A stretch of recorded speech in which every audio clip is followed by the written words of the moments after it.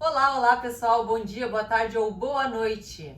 Nesse vídeo vamos tratar então da fisiologia do sistema digestivo no que diz respeito às funções do intestino delgado, ok? Então vamos ver um pouquinho da estrutura do intestino delgado. Então o intestino delgado inicia ali, no esfíncter pilórico, onde o quimo, que saiu do estômago, chega então a primeira porção do intestino delgado, que é denominada de duodeno.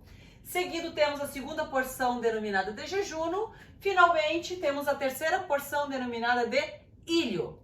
O íleo se conecta ao intestino grosso por uma válvula iliocecal.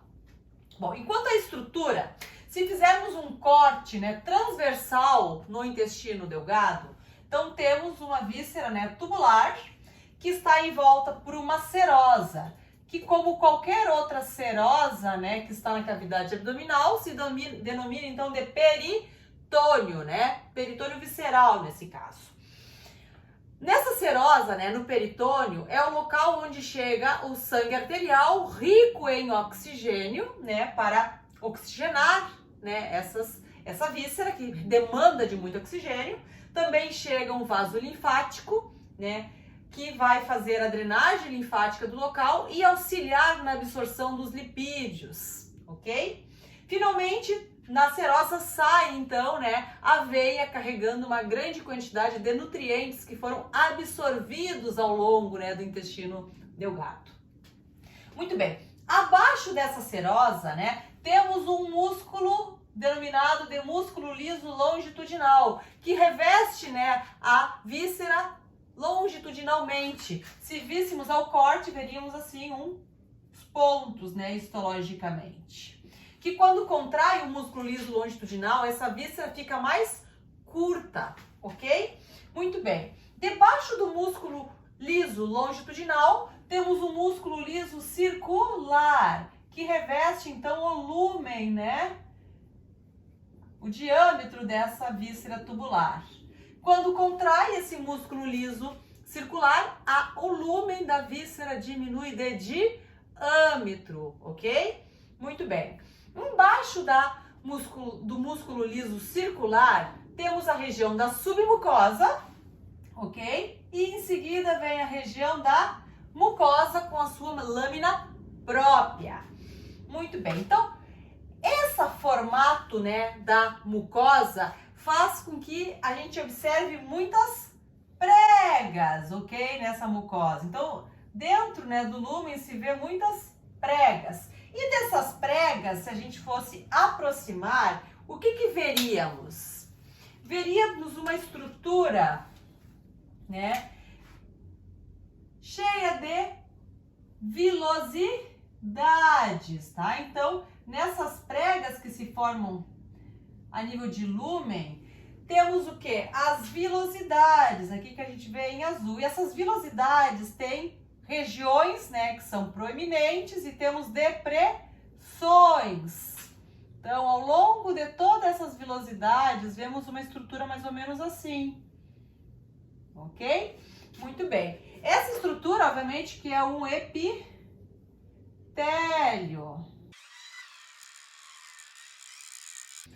Então, essa estrutura aqui é um epitélio. Muito bem. Características, pessoal.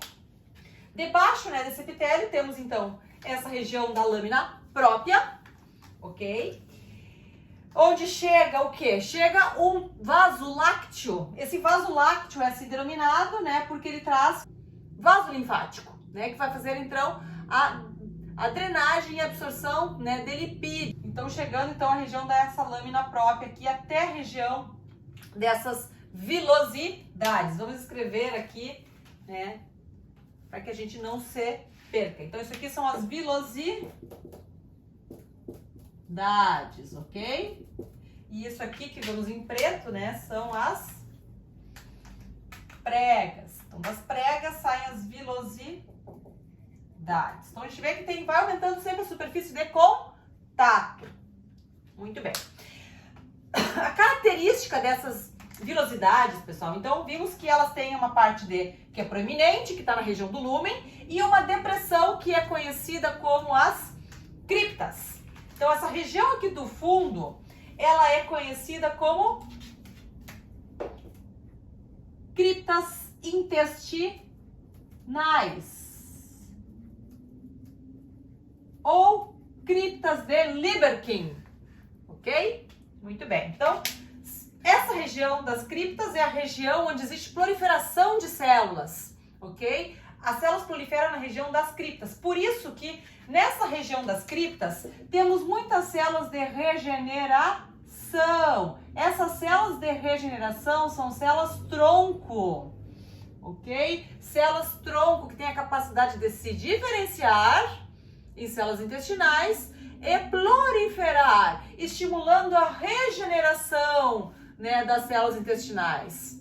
Tanto é assim que aquelas patologias que afetam, né, a região das criptas tendem a ser mais graves, né, e levar a um processo de gastroenterite muito mais severo. O exemplo que temos na medicina veterinária é a parvovirose canina, que provoca uma gastroenterite hemorrágica, né, causada pelo parvovírus canino, que afeta essas criptas de Lieberkühn. Muito bem, então vimos que temos aqui um tipo de célula que está nas vilosidades, são as células de regeneração ou células tronco. Qual é o outro tipo de células que temos, né, a nível de vilosidades? Então, o outro tipo de célula também localizada aqui na região das criptas, né, são as células de Pannet. As células de Pannet têm enzimas, né, que são bacteriolíticas, fazendo morte bacteriana, levando a uma proteção não só do intestino, né, mas também desse conteúdo, né, que vai ser absorvido, evitando então uma contaminação endógena, né, que vá dentro do sangue. Seguido, né, dessa região das células de Pannet, o que temos? Temos várias células que são denominadas de células indiferenciadas. Então, né, ao longo aí, né, de todo, né, as vilosidades, temos células conhecidas como células indiferenciadas, né, que a gente não consegue diferenciar elas das outras. Quais são os outros tipos de células que podemos ver a nível de vilosidades? Temos as células, né, produtoras de muco. Quais são as células produtoras de muco? As células produtoras de muco são as células caliciformes, né? Esse muco não só de proteção para o epitélio, né, das vilosidades, como também, né, auxiliando nessa umectação, né, desse bolo, né, alimentar que se forma. Muito bem. Outro tipo de células que podemos observar, quais seriam? Células que são produtoras de substâncias neuroendócrinas. Então, quais são as células produtoras de substâncias neuroendócrinas? São as células neuroendócrinas. Aí temos uma ampla gama de células neuroendócrinas. Podemos dizer as células enterocromafins, são análogas àquelas células gástricas produtoras de histaminas, né? Então, células neuroendócrinas. Ok? Muito bem. Qual é o tipo de células que está faltando aqui? Está faltando o grupo de células, né, que são as células colunares absortivas, que são as restantes que vemos aqui, tá? Então, as células colunares absortivas. Vamos puxar aqui, né, uma célula colunar absortiva. Vamos colocar aqui o nomezinho dela aqui em cima, para a gente não se perder. Essas células, vou colocar o nome delas, né? Células colunares absortivas são as células absortivas. Ok? Característica dessa célula colunar absortiva, tá? Essa célula tem a característica, né, de ter uma borda repleta de microvilosidades. Por isso que ela é denominada de célula com borda em escova. Característica dessas células, né, elas produzem e secretam enzimas, né, muito próximas a essa borda em escova, que finaliza o processo de digestão, transformando, né, aquelas substâncias que ainda não eram monômeros em monômeros factíveis de absorção. Por isso se denominam de células absortivas, né, com borda em escova. Então, elas não só auxiliam no processo digestivo, como também na absorção de monômeros que vão então para a circulação sanguínea, ok? Outra característica é isso aqui, né? Se vocês veem desde as pregas, que está revestido por vilosidades, que aumenta a superfície de contato, essas células, né, por ter a borda em escova, isso aumenta muito mais a superfície de contato com o bolo alimentar, favorecendo a digestão e a absorção desses nutrientes. Mas se vamos aqui um pouquinho mais, né, a minúcia, se a gente puxa essa borda em escova aqui, né, a gente vê isso aqui, a borda em escova. Tá? Então isso aqui é a borda em escova. O que temos nessa borda escova? Nessa borda escova temos uma estrutura conhecida como glicocálix. Glicocálix. Que não só, né, dá uma característica definida a esses tipos de células, como também auxilia, né, na adesão e proteção dessas células. Ok, pessoal? Né, que são oligoproteínas, né, que estão acopladas então à membrana dessas células na borda escova. Ok? Então, essa aqui é a estrutura, né, que a gente vê de alta superfície de contato a nível do intestino delgado, né, com as suas diferentes células que não só auxiliam no processo de proliferação, né, diferenciação delas, proteção, como também no processo de digestão, tá? E regulação do equilíbrio neuroendócrino, porque tem vários hormônios que são produzidos aqui a nível de intestino que vamos ver a seguir. Então, muito bem, vimos que as estruturas, né, que estão associadas com o intestino delgado. Agora vamos comentar como se dá esse processo de digestão que acontece no intestino delgado. É importante entender que o intestino delgado, ele não somente apresenta a sua própria secreção, né, entérica, né, que é o suco entérico, o suco produzido pelas células intestinais, como nele também existe, né, conectados glândulas anexas, como quais? Como, por exemplo, né, o fígado, né?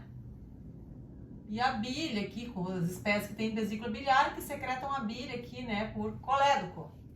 E adjacente aqui, né, pegadinho ao duodeno, temos também, né, o pâncreas, que produz e secreta o suco pancreático, tá? A nível de duodeno. Muito bem. Então, essas duas glândulas, né, estão associadas com o processo de digestão que acontece a nível do intestino delgado. Tá? Então, agora vamos revisar como que se dá essas interações entre os diferentes, né, órgãos que estão localizados aqui para auxiliar na digestão entérica, ok?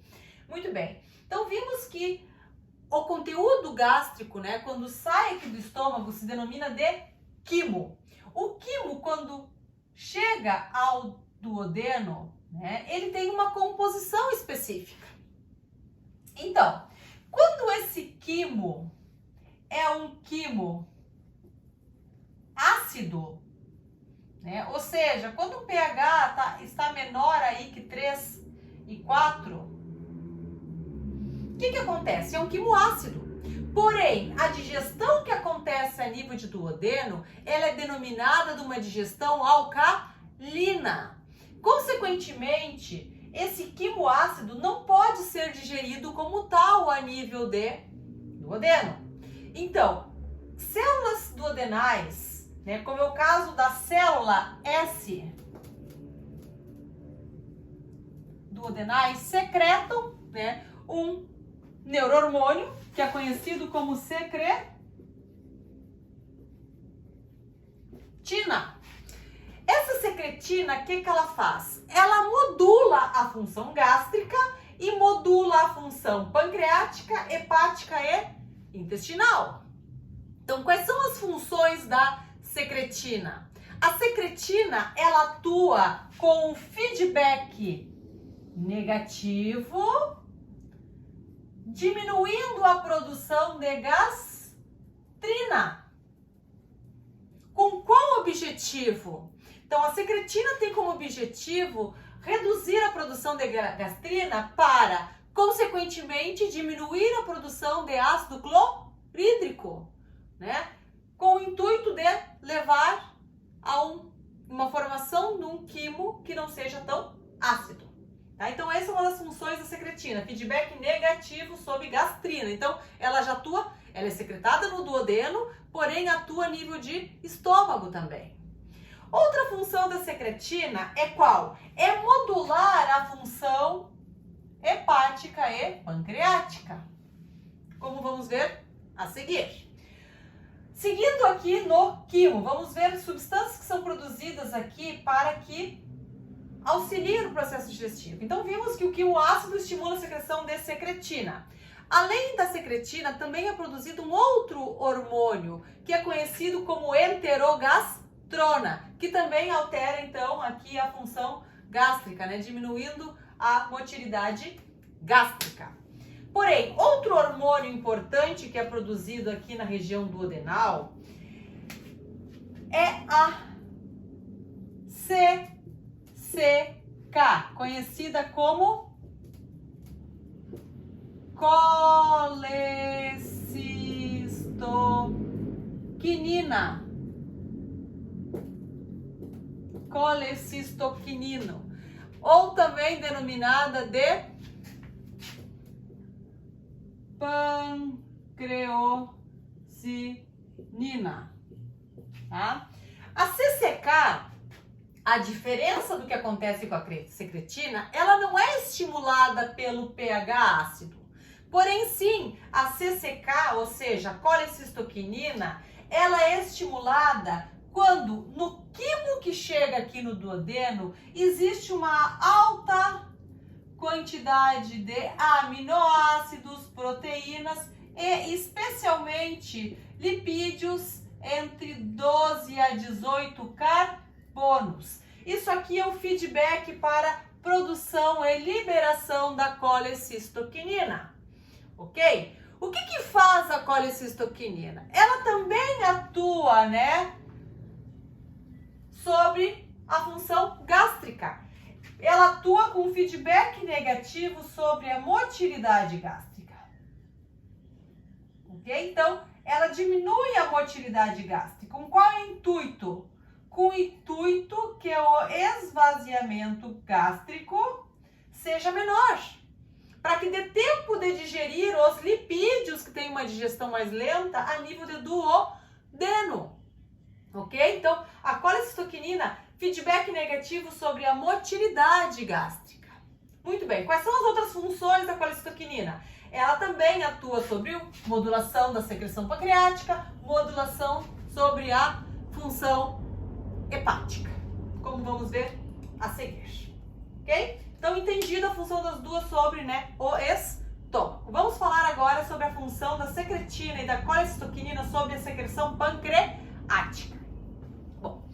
É sabido, né, que o pâncreas é um órgão complexo, produzindo, né, nas islotas de Langerhans, né, células beta produzem insulina, as células delta produzem a somatostatina e as células alfa produzem o glucagon. Então isso é uma função endócrina que tem, obviamente, né, uma importante regulação, né, da glicemia dos animais, por exemplo. Porém, temos um pâncreas que é um pâncreas exócrino. E esse pâncreas exócrino, né, ele tem a função de produzir enzimas digestivas, principalmente. Então vamos entender um pouquinho dessa função do pâncreas exócrino. O pâncreas exócrino está composto, né, por ductos intercalares, né, e células acinares, ok? Como a gente vê nesse desenho. Então, quando existe a formação, né, de um quimo que saiu lá do estômago, que tem um pH muito ácido, existe o estímulo para a secreção de secretina. A secretina é um importante modulador da função pancreática de pâncreas exócrino. Tá? Então, a secreção do pâncreas, ou seja, o suco pancreático, ele responde a inúmeros fatores. Quais são eles? Por exemplo, uma fase cefálica, né? Visão, olfato, né? De sentir que a gente vai ingerir o alimento. Isso estimula o nervo vago, que já estimula a produção do suco pancreático. Porém, né? A principal modulador do suco pancreático se dá a nível de intestino, né? Basicamente pela secretina e pela colecistoquinina. Então, quando existe, né, um quimo que é ácido, que aumenta a secreção de secretina, a secretina, né, chega ao pâncreas e sinaliza ao pâncreas para que produza, né, uma secreção, que é uma secreção denominada de secreção hidrelática, ok? Hidrelática. Essa secreção hidrelática tem como característica o quê?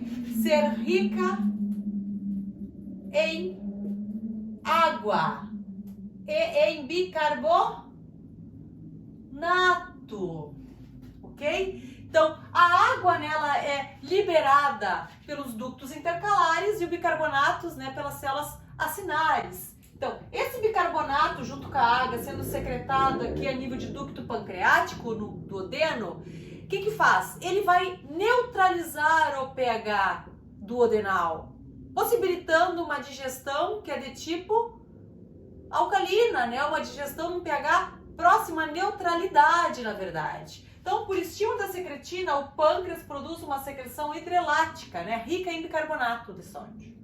Muito bem. Porém, quando, né, esse quimo ele é rico em proteínas, aminoácidos, lipídios de 12 a 18 carbonos, as células intestinais produzem colecistoquinina. E essa colecistoquinina é um estímulo para que o pâncreas exócrino produza um suco pancreático denominado de suco pancreático equibólico. Qual é a característica desse suco pancreático equibólico? É um suco pancreático rico em enzimas. Rico em enzimas, tá? Que são produzidas, né, pelos ácidos pancreáticos.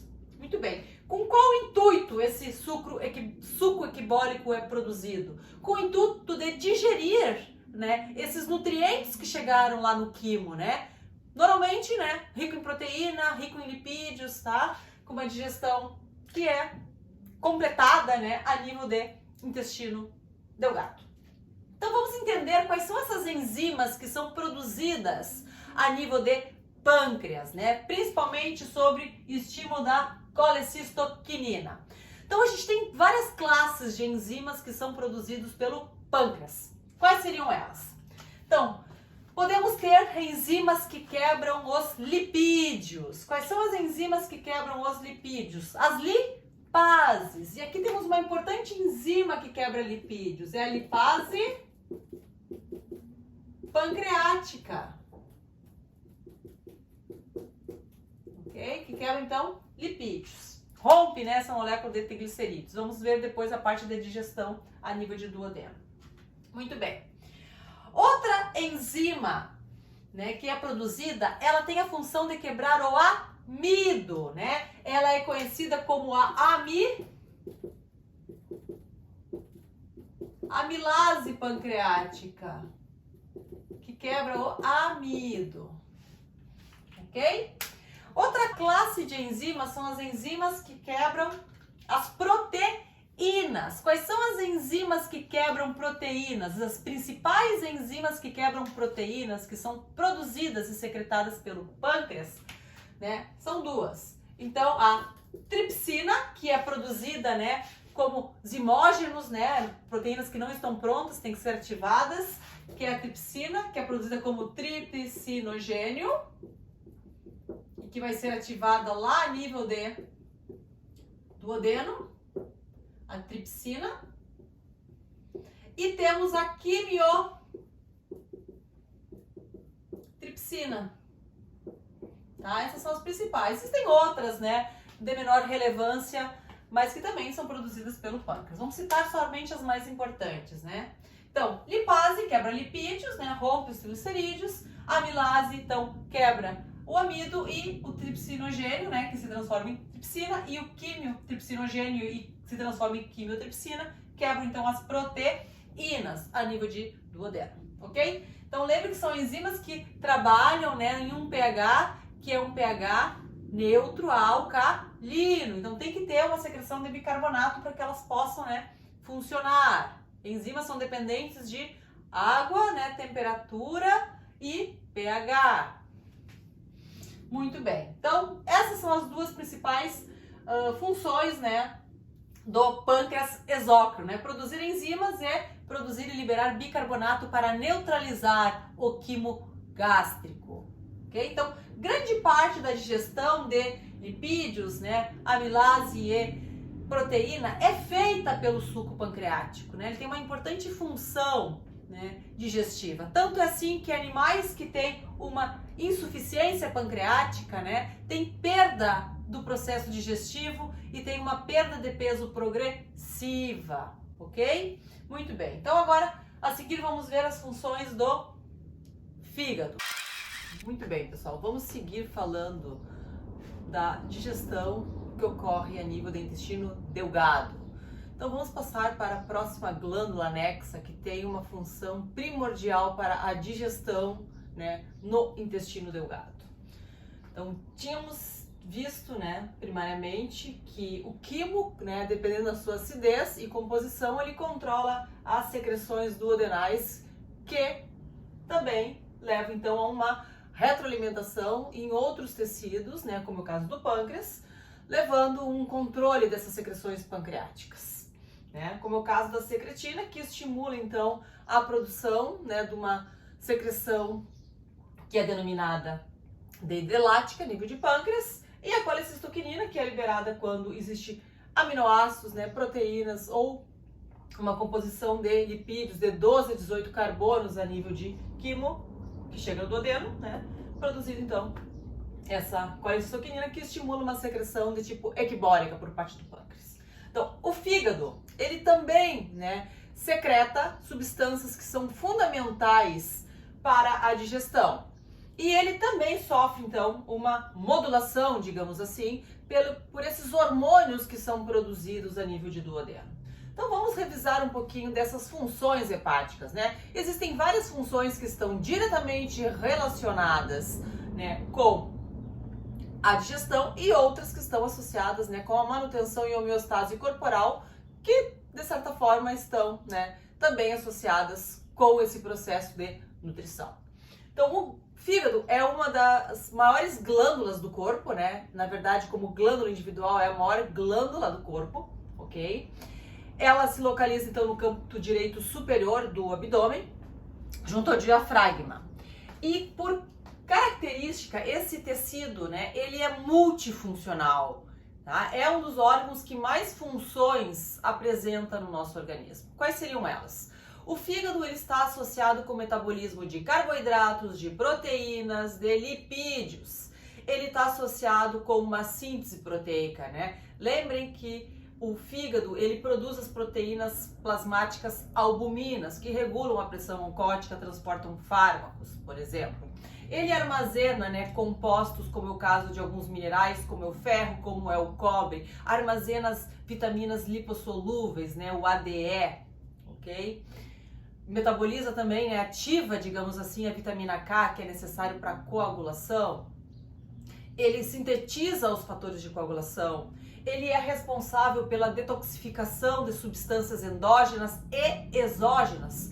Exemplo dessas substâncias, temos o próprio, né, amônia, né, que é produzida pelo metabolismo de aminoácidos. O fígado detoxifica aí ureia, né, auxilia na detoxificação, né, da hemoglobina, né, produzindo e conjugando a bilirrubina, né. E assim tem outros tantos componentes, né. Ele tem um sistema, né, de proteção, né, que faz parte do sistema monocítico fagocitário. Então, não só, né, nessa remoção de hemácias senescentes, como da destruição de bactérias, ok? E além disso, o fígado, ele produz os sais biliares, né, que são fundamentais aqui no processo digestivo, ok? Então, vamos lá. Vamos agora ver, né, quais são os compostos, né, que são produzidos pelo fígado que têm atuação no processo digestivo. Então, o fígado, né, ele produz bile, né, que a bile que atua principalmente lá a nível de duodeno, auxiliando no processo digestivo.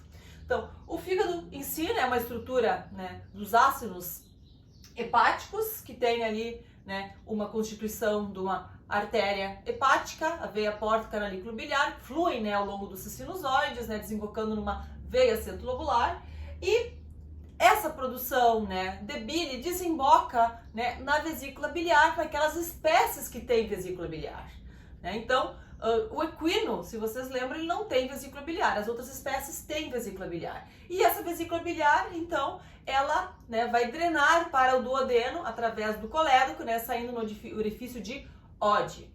Muito bem. Então, espécies como os carnívoros, né, têm um esfíncter bastante firme. Consequentemente, são espécies que podem ter rações bastante volumosas, né, e não tão frequentes. Ele pode se alimentar a cada 2 dias, né, uma vez ao dia, e faz uma liberação que é pontual da bile a nível de duodeno.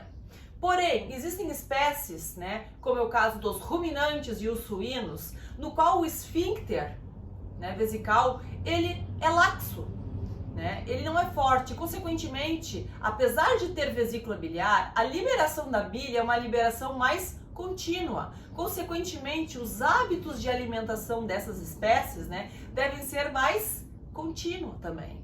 Okay? A mesma coisa acontece com o equino, que não tem vesícula biliar. São espécies, né, os equinos, ruminantes e suínos, que têm uma alimentação que deveria ser mais fracionada ao longo do dia, uma alimentação mais contínua para favorecer essa liberação de bile com um processo digestivo contínuo ao longo do dia. Ok? Então vamos lá. Quanto a esse controle, né? Então a secretina, né, quando ela é produzida, né, aumentada a produção dela a nível de duodeno, essa secretina vai ao fígado estimulando a produção de uma bile que contém mais bicarbonato de sódio. Então, vamos ver, né, a produção de bile. O que temos na bile? Qual é a composição dessa bile? Já vimos, né, comentei com vocês que a bile também contém bicarbonato. Qual é o estímulo para produzir bicarbonato? Secretina, né? A secretina estimula a produção de uma bile com mais bicarbonato de sódio, com o objetivo de alcalinizar, né, o ambiente duodenal. Ok? Muito bem. O que mais temos na bile? A bile, né, um dos principais compostos da bile que auxilia no processo digestivo são os sais biliares.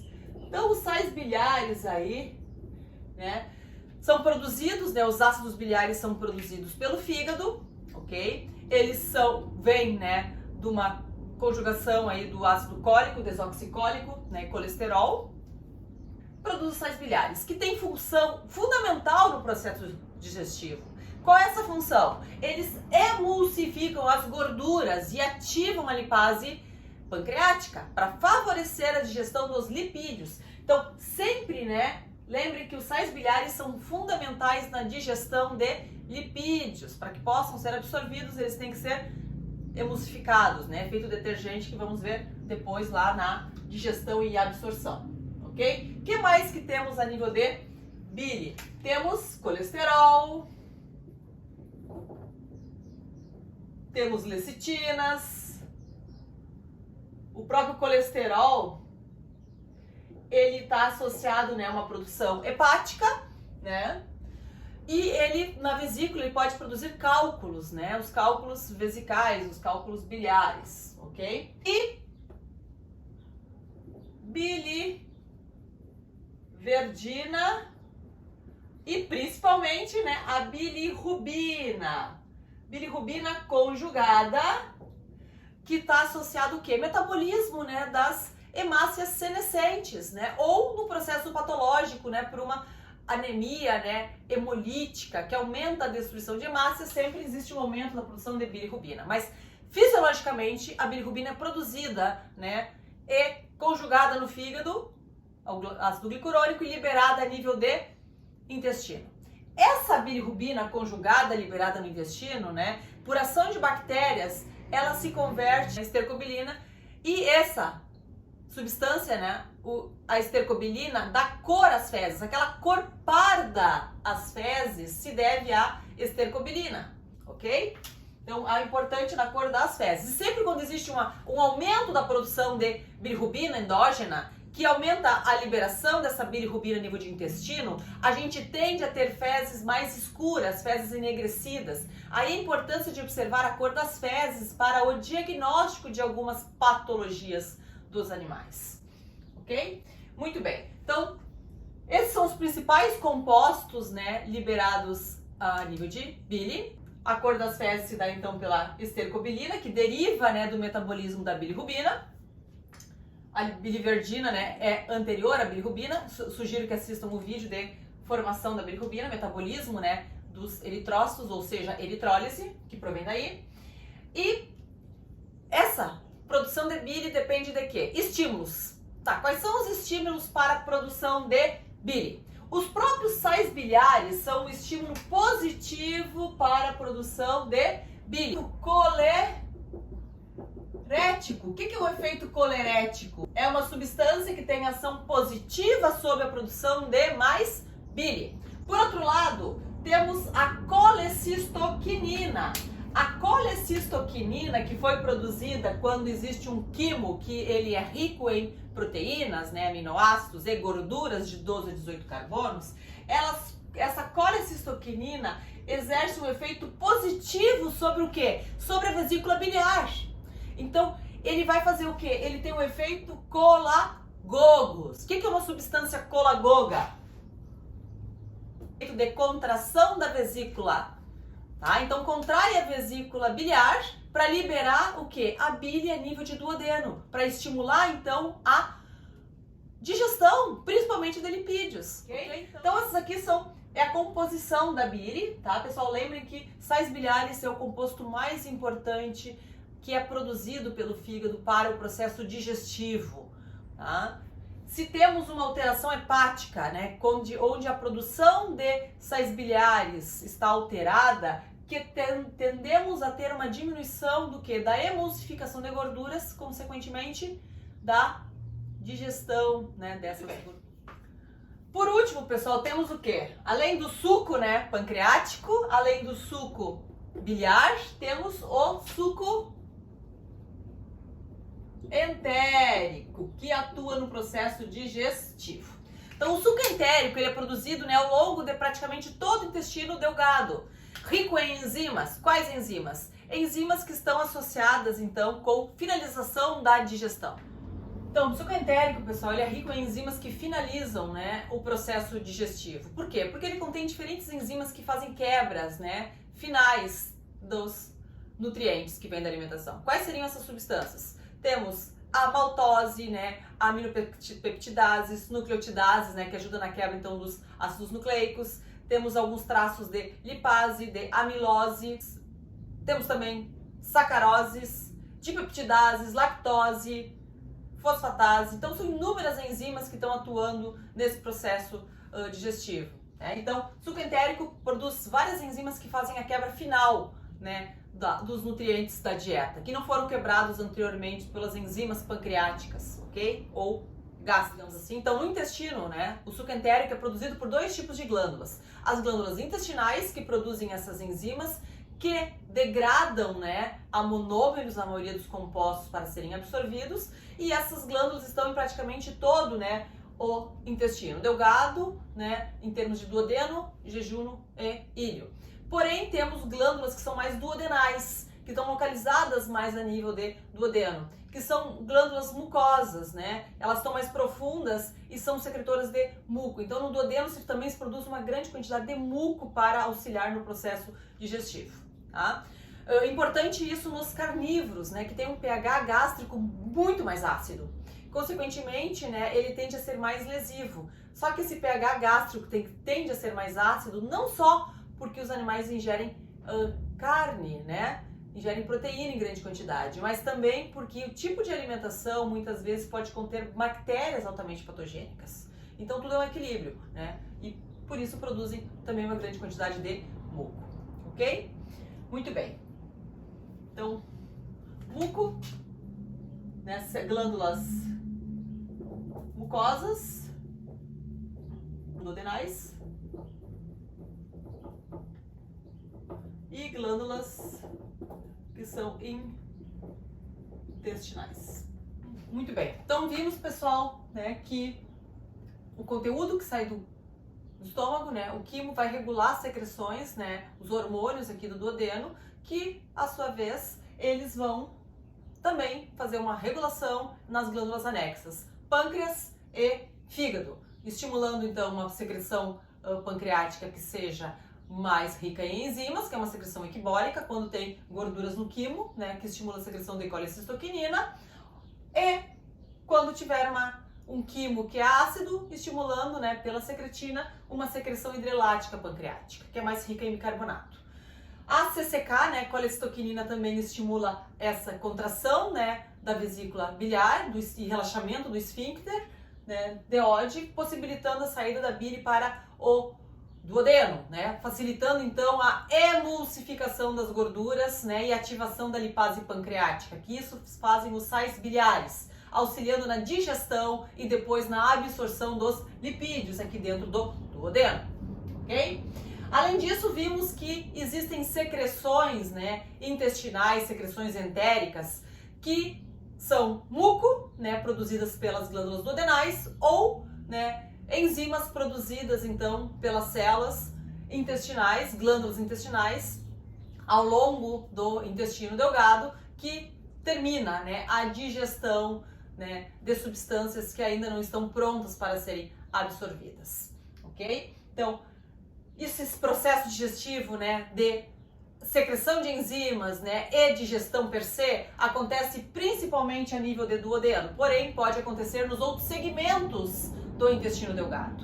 Então, vamos ver no próximo vídeo como se dá o processo, né, de digestão e absorção desses nutrientes ao longo, né, do trato gastrointestinal. Ok? E aonde, quais locais de absorção. Um bom descanso para vocês. Tudo de bom, beijo no coração e até o próximo vídeo. Tchau, tchau!